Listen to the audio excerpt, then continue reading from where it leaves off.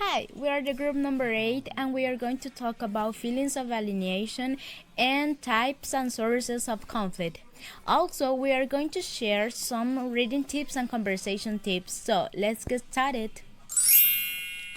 To start with, the term alienation is frequently used in some comments on current social problems, and these comments are about the alienated teenager or the alienated generation. But what does the word alienated mean?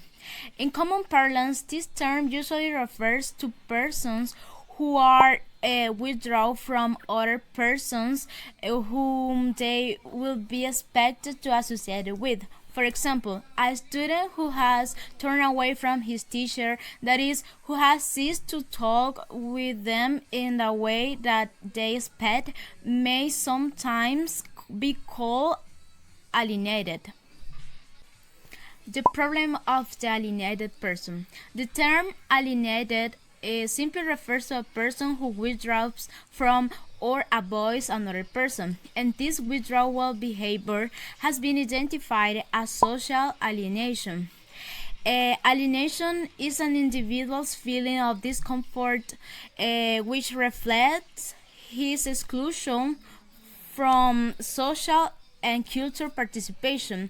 That means that the person doesn't want to be in a group, doesn't want to participate, doesn't want to talk, and it's like he doesn't want to be part of any event or social group or something like that.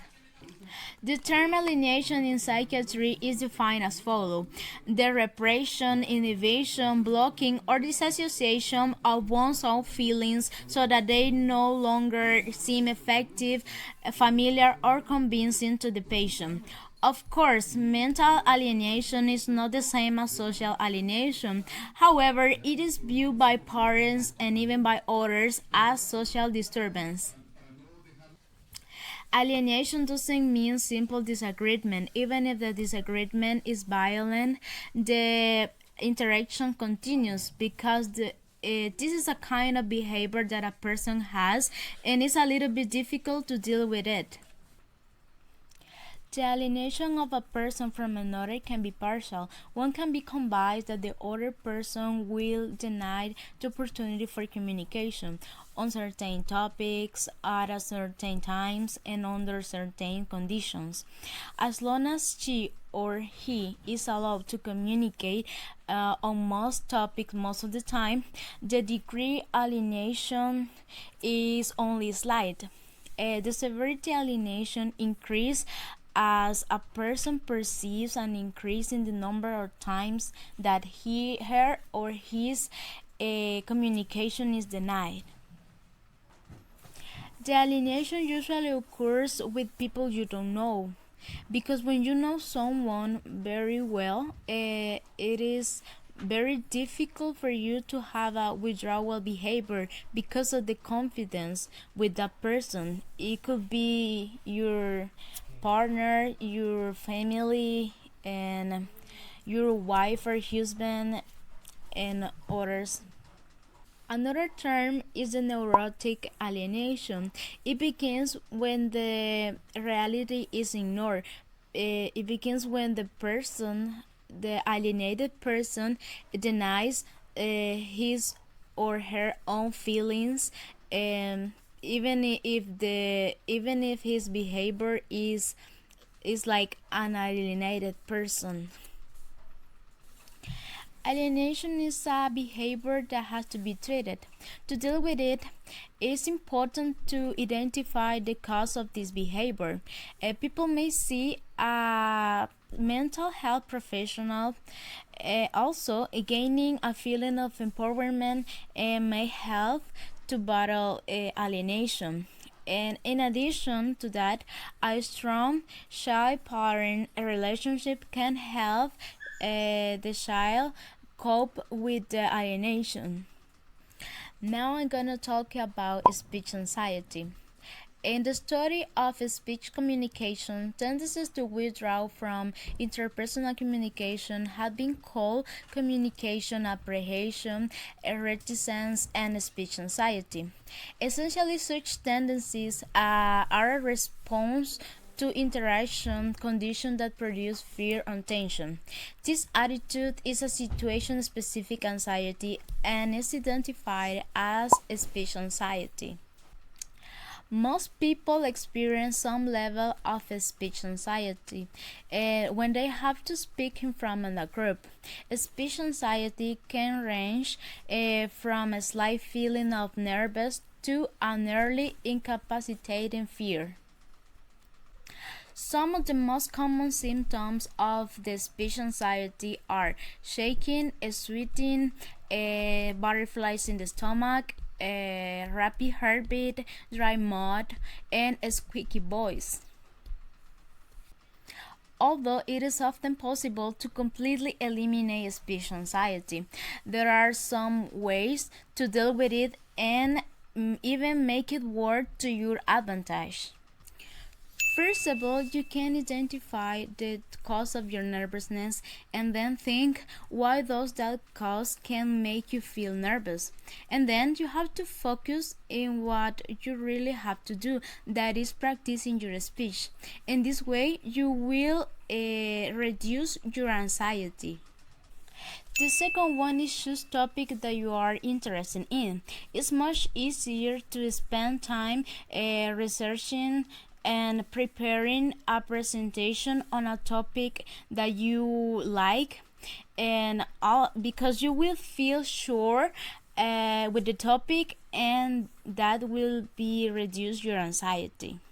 So if you have the opportunity to choose the topic, do it. The third one is to prepare your speech early, because if you do it at the last minute, it will only increase your anxiety and it will be bad for you.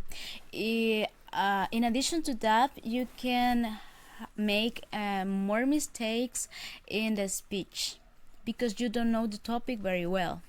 The fourth one is be aware of the speech situation. Make sure that you are aware of all the aspects of the speech situation ahead of time.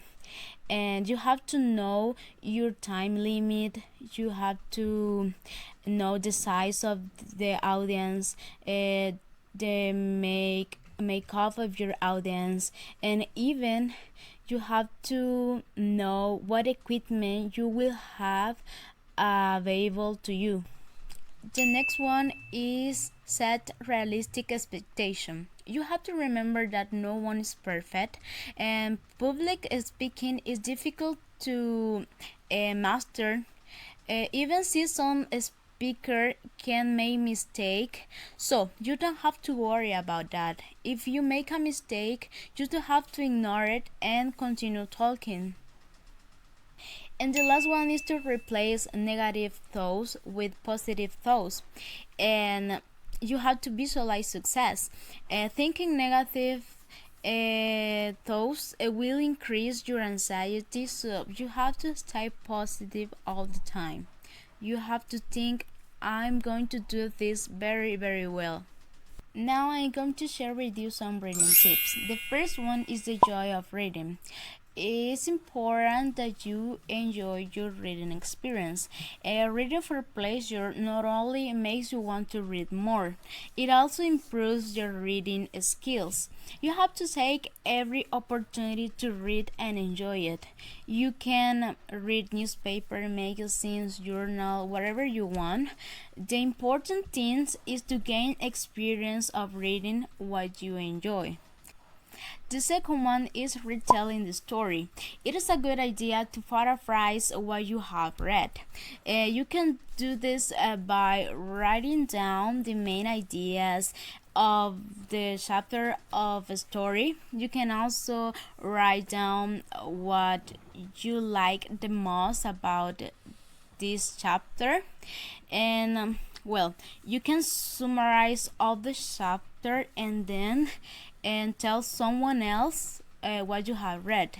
It will be very useful for you, and it will increase your reading skills. Now I'm going to share with you some conversation tips. The first one is listen what the other person is saying. You have to pay full attention in what the other person is telling you. It will help you to show your interest, and the other person will know that you are interested in what he or she is telling you. And in addition to that, you will also come up with further conversation topics, because you will know what the other person is saying, and you will be able to know what to say next, what to answer. The second one is express yourself honestly and openly. You have to express all your feelings and thoughts about any topic or situation, because it will create an space of confidence between you and the person you are talking to. You have to avoid judgment, no matter whether the person you are talking to is your best friend or a relative stranger. You have to avoid that. To continue, the second topic is type and sources of conflict. To start with, it's necessary to know what is a conflict. Well, a conflict is a serious disagreement or argument about something important. If two persons or groups are in a conflict, they had a serious disagreement and they haven't yet reached agreement. Not all the conflicts are of the same kind. Some, for example, follow definite rules and aren't typically associated with angry feelings from the part of the parties, and while others involve irrational behavior and the use of violent and disruptive acts by the parties. So, it exists conflicts that are competitive and those which are disruptive.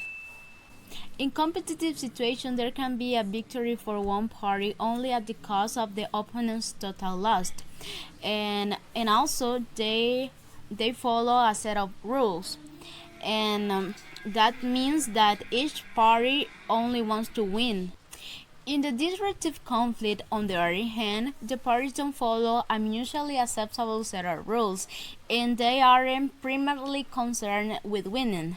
Instead, they are intent upon defeating, reducing, harming, or driving away the opponent. The atmosphere is one of stress, anger, and fear. The characteristics of a conflict situation are: the first one, at least two parties are involved in a kind of interaction. The second one, mutually exclusive goals and mutually exclusive values exist. The third one, interaction is characterized by behavior designed to reduce, suppress, or defeat the opponents, or to gain a mutually designed victory. The fourth one, the parties face each other with mutually opposing action and counteractions. And the last one, that is that each party attempts to create an imbalance in the conflict. Thank you. Hello, my name is Julio Paricio and I will continue with our topic today, specifically with the values of conflict. But before I continue, I would like to share with you some of the reading and conversation tips that have worked for me in the past. First of all, let's start with the reading tips. When reading, you should always understand and reevaluate how you're currently reading.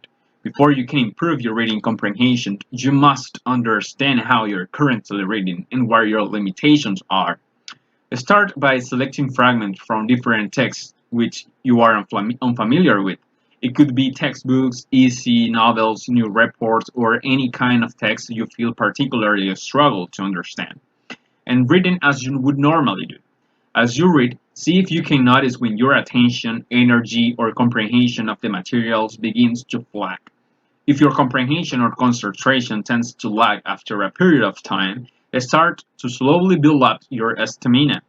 For instance, if you continually lose focus at the 20 minutes mark, let's say, every time you read, acknowledge this and push yourself to slowly increase that time. Rather than trying to sit and concentrate on reading for an hour or two at a stretch, begin by reading for your maximum amount of focused time. In this case, 20 minutes, let's say. Then give yourself a break. Next time, try for 22 minutes, and once you have mastered that, try for 25 minutes and see if you can still maintain focus. If you can, then try for 30 minutes. If you find that your concentration or comprehension starts to lag again, take a deep back on your timing before pushing yourself for more. Improvement comes with time, and it will only cause frustration if you try to rush it at all once. Improving your reading comprehension level takes time and practice, but understanding where your strengths and weaknesses are is the first step towards progress. The other tip I would like to share with you is the reading for pleasure. The best way your reading comprehension level is through practice, and the best way to practice is to have fun with it. Make reading a fun activity, at least on occasion, rather than a constant chore. This will motivate you to engage with the text and embrace the activity as part of your daily life, rather than just your study or work life. As you practice and truly engage with your reading materials, improvement will come naturally. Start by reading texts that are slightly below your age in grade level, specifically if reading is frustrating or difficult for you. This will take press out of you and allow you to relax and enjoy the story.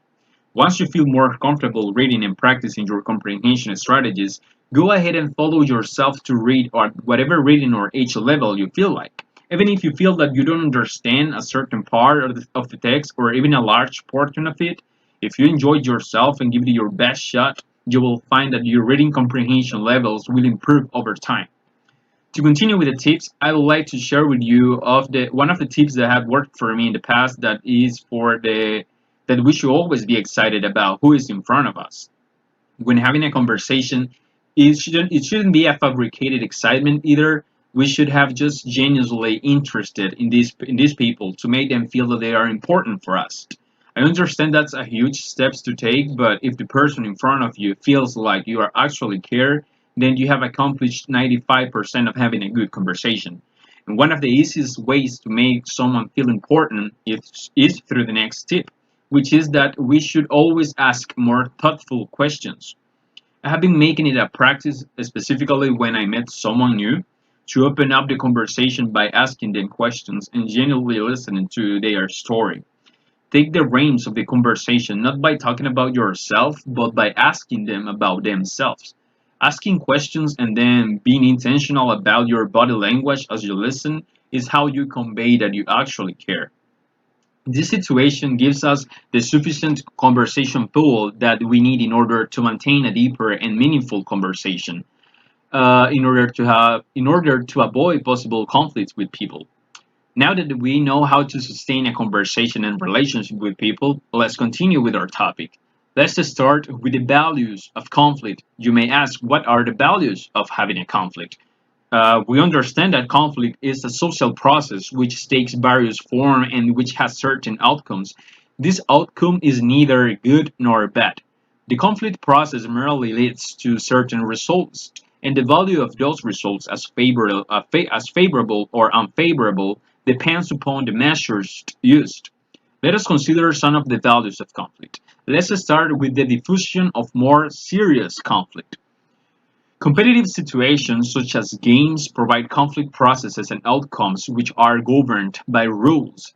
These types of conflict seems to provide entertainment value of tension release to the parties, meaning one person or two persons. Winning and losing are identified as event and may have little effect on the self-perception of any player. That is, that to lose in a competitive event does not suggest that an individual is less important or has less status or is less valued as a person. In this type of cases, the possibility of a failure conflict are higher due to the level of tension and pressure a competitive game can bring. For example, playing video games with friends can affect your relationships, as there are many people who cannot deal with defeat. Next, we have the stimulation of a search for new facts or solutions. At least some aspects of our social systems are automatic and predictable. Where social systems are functioning mechanically, however, there is little likelihood of creativity or change. On the other hand, when parties are involved in a disagreement, the process may lead to a clarification of facts, in this way facilitating the resolution of conflict. For example, if the wife tells the husband, "You are not doing your share of the housework," and the husband replies, "Yes, I am," then little might be resolved. However, if the husband replies, "What statements or behavior of mine have led you to your conclusion that I'm not assuming enough responsibility at home?" then the interaction is changed from a conflict to a problem-solving situation based on clarification of facts. This tells us that there is always a way to reduce the possibility of a conflict if we all care about having a conversation rather than a confrontation. In another way, conflict can stimulate the search for new methods or solutions.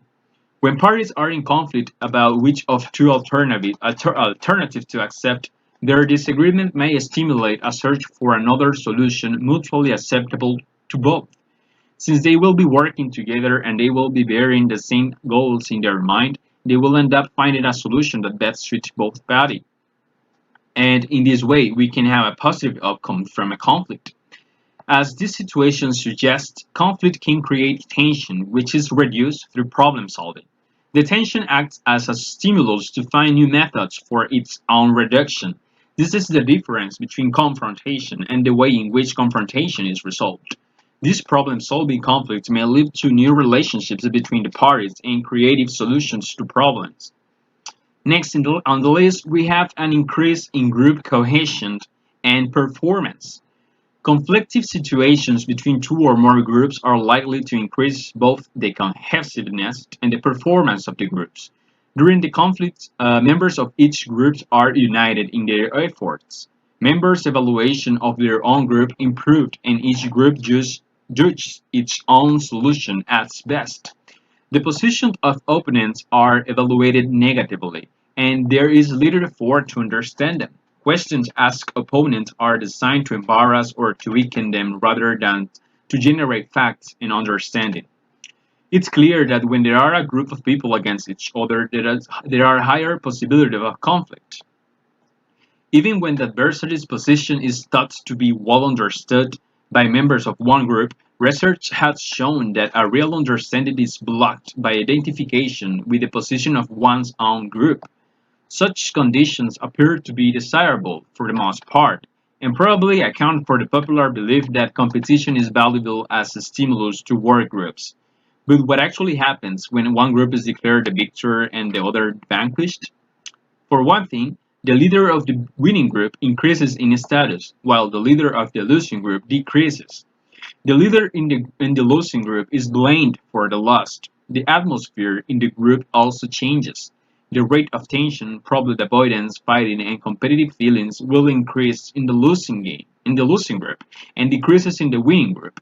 In other words, having this type of situation at work, let's say, may bring serious conflict between coworkers, and at the end, it will affect everybody's work since the relationship and effectiveness of work would not be in their best time. If the group does assume responsibility for the loss, it often analyzes the situation and prepares itself to fight better the next time. In contrast, the winning group merely says, "We did a good job. Let's knock off." However, cooperation and effort by group members during the conflict may actually decrease once conflict is resolved. But one of the values of conflict one of the values of conflict as well is the measure of power or ability. Conflict provides method of measurement. If the ground rules for victory or defeat are identifiable to both parties, then a winner of a game or sport event can be easily determined, meaning that we can also bring the best of ourselves when being in a competition. The tension and need for solutions will make your brain work faster than it usually does, so we can bring different ideas to the table, and that might help to resolve the situation. From the preceding discussion, it should be clear that conflict is a process which itself is neither good nor bad, but which has elements and outcomes that may be judged favorable or unfavorable by the participants in it. Now we shall now turn to the antecedents conditions of conflict. To finish with my participation, I would like to share with you 9 characteristics of social relationships that are associated with various kind or degree of conflicted behavior. In the number 1, we have the ambiguous jurisdictions. Conflicts will be greater when two parties have related responsibility, but they are unclear about it. The potential for conflict between them increases. It's not the same when role definitions are clear since the beginning. Number 2, we have the conflict of interest. For example, a married couple found themselves arguing about the use of the room. The woman wants to study, meanwhile the man wants to watch a video game. This confrontation of interest will lead to a confrontation. Number 3, we have the communication barriers. That's very common in our society, in any society. Conflicts will be greater when barriers of communication exist. It appears that if the parties are separated from each other physically or by time, there will always be opportunity for conflict. Number 4, we have the dependence of one party. When parties are dependent, they must rely on each other for performance of tasks or for the provision of resources. Thus, the opportunity for conflict to occur is increased. Number 5, we have the differentiation in organization. For example, the number of level of authority may create difficulties of communication, conflict of interest, difficult dependency situation. In any case, the greater the degree of differentiation is, the greater the potential for conflict will be as well. The number 6, we have the association of the parties. Where parties make decisions jointly, the opportunity for conflict is greater, which may explain the reluctance of some managers in some work that involve others in decision making and not them directly. For number 7, we have the need for consensus. Conflict will be greater where consensus between the parties is necessary. When all parties must agree on a decision, at least to the point that no individual feels the decision is unacceptable, it is surprising that disagreements will occur. For number 8, we have the behaviors regulations. Regulating mechanisms include standardized procedures and policies. Regulation mechanisms seems to do two things at the same time. On the one hand, they serve to make relationships predictable and reduce the need to make arbitrary decisions. And on the other hand, they increase the degree of control over parties, and this control may be resisted. For number 9, we have the unresolved prior conflict. Conflicts will be greater when the number of unresolved prior conflict increases. This condition might not lead directly to conflict, but they are certainly conditions which create opportunities for conflict to arise. I hope that my part has been clear. Thank you. Hi, my name is Fatima, and today's video I'm going to talk about the third part of the lecture that is called perceived conflict. First of all, I want to say the meaning of the perception and conflict because I think that are very important to understand all the things that I'm going to talk, right? Probably my classmates have already talked about that, but I want to do it again, right? First of all, what is a perception? In a simple sense, perception means that you are perceiving all the things that are happening in your environment, right? You can understand the things that are happening around you. So you will start to make ideas about the conflict, right? And after that, in a formal way to say what is a perception, like would they part accept? Perception can be defined as the process of receiving, selecting, organizing, interpreting, checking, and reading, reacting to sensory stimuli or data. Another one said, perception is an important mediating cognitive process through which persons make interpretation, like I already said, or the stimulus or situation they are faced with.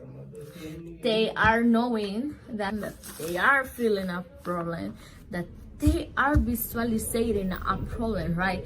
So that is what I'm talking about. In the next part, we had to know What is a conflict? A conflict is a state of incompatibility of ideas between two or more parties or individuals. A conflict can also be the perception of mutual interferences, a process that begins when goals of one party are frustrated by another and require interdependence and interaction. Right. The conflicts are bad, right? Bad because they have a lot of effect in the organization. Organization can be called like the group of person, right? And the first one is stress. Stress is the first effect of the conflict because people probably start to feel stress, and probably you have already heard a person said, "Oh, I feel so stressed about the things that are happening around me, about the things that are happening in the world, like the illness, like all the people that is dying, about the coronavirus and things like that." By the way, stay at home. To continue, the next one is staff turnover. The third one is demotivation, and the fourth one is non-productivity.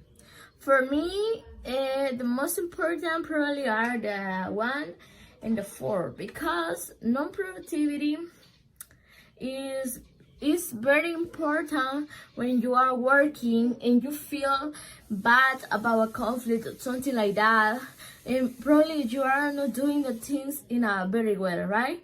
So if you are not trying to do in a very well, you are not producing good things, right? You are not thinking in a good way.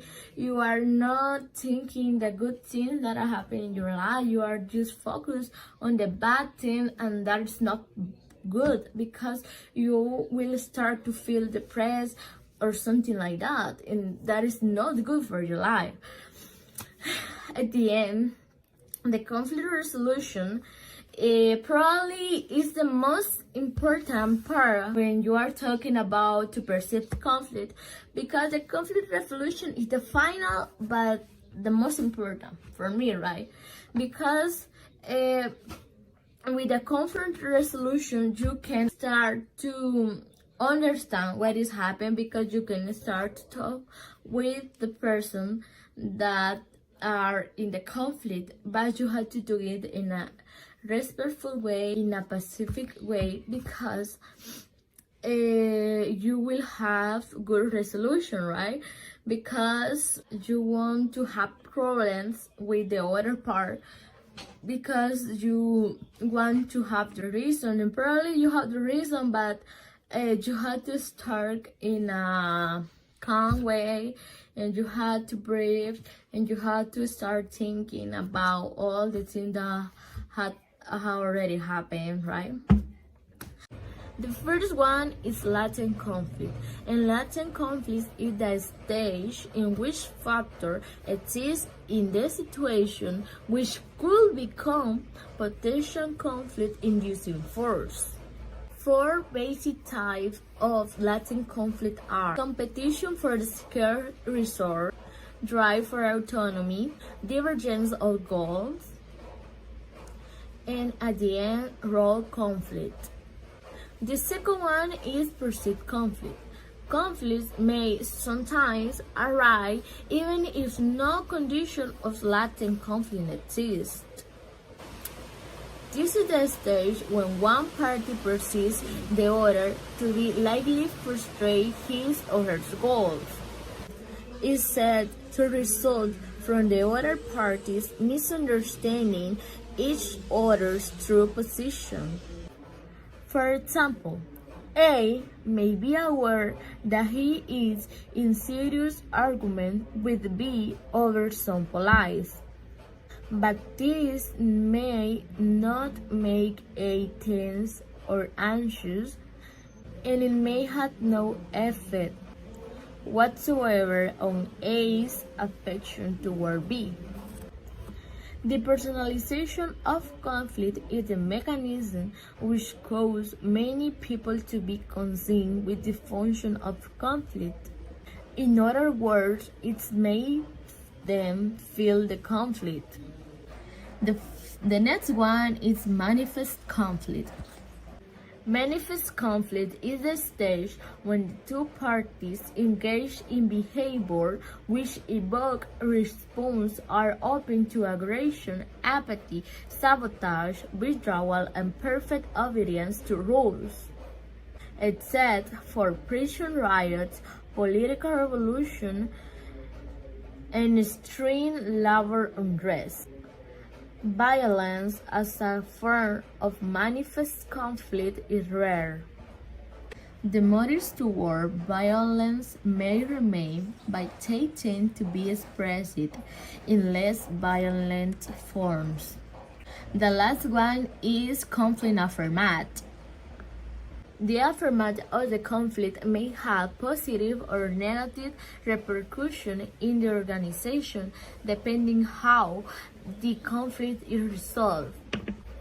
If the conflict is usually resolved through the satisfaction of all the participants, the basis for a more cooperative relationship may be laid.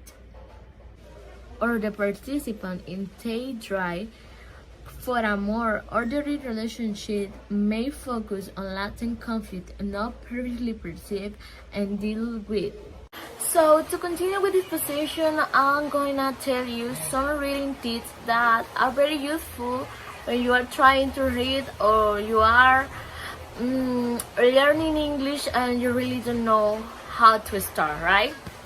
The first one is don't try to understand the full passage. And I think that this is a moment that a lot of people is crossing because they are trying to understand all the tests, all the lecture, and they don't know a lot of words, so they can understand all the things. A lot of the students are crossing because in my case, when I was in the high school, I didn't know a lot of words, so I couldn't understand the majority of the test or the book because I didn't know the words, I didn't know the meaning. So, but I was trying to read everything and I was trying to say my point of view, but I didn't know anything. So it's so bad if you try to do the things like that, but you don't know how.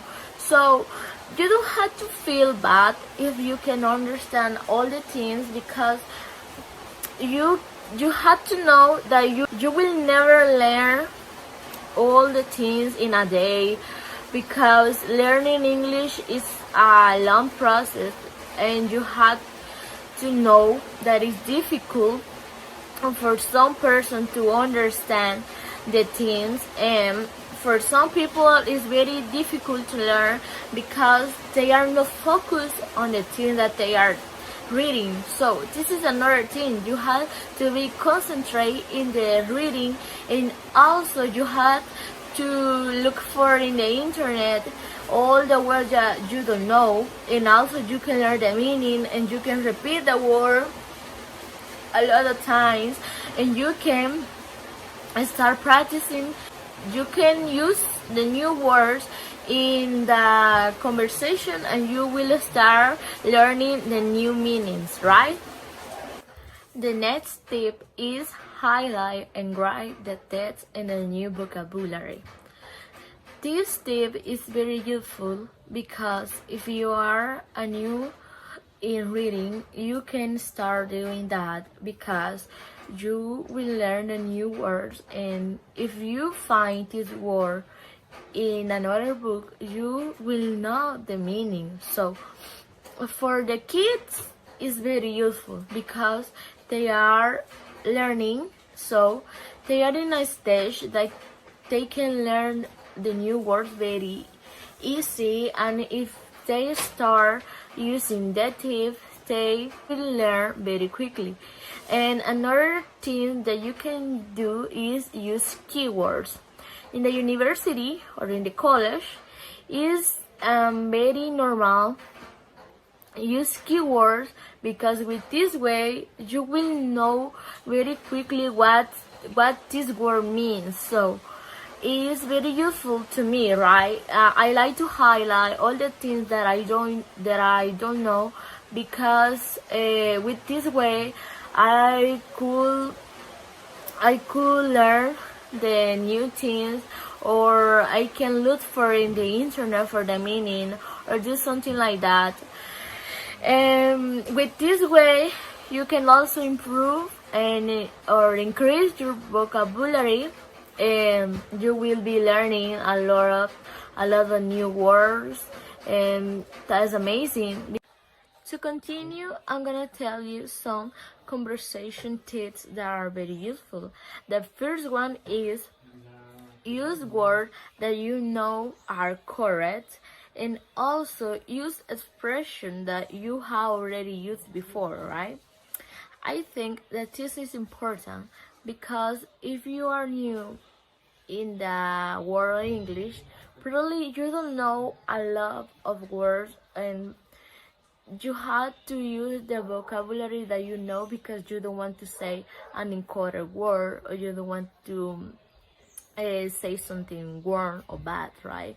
So you have to try to use all your vocabulary in a correct way, because this will help you that in another opportunity you will talk in a better way, and you will start improving your conversation skills, and also you will learn a lot on new vocabulary, right? The next one is express yourself openly and honestly. For me, it's very easy to express myself in a good way because you don't need to say lies, or you don't need to have secret with a new person, because that's not correct, right? You can start talking about normal things, and after that, if you think that this person is good, you can start talking about more um, pre-rating about your life, but you always have to say the truth, because at the end, if you say a lie, the people will call you that you are a liar, and then you are saying lies, and it's not good for your reputation, right? You have to be an honest person, because it will be good for your life, and you will find good friends because you are creating a relationship without lies. So you have to do the things in a correct way. And at the end, thank you so much for your attention, and stay at home. Bye!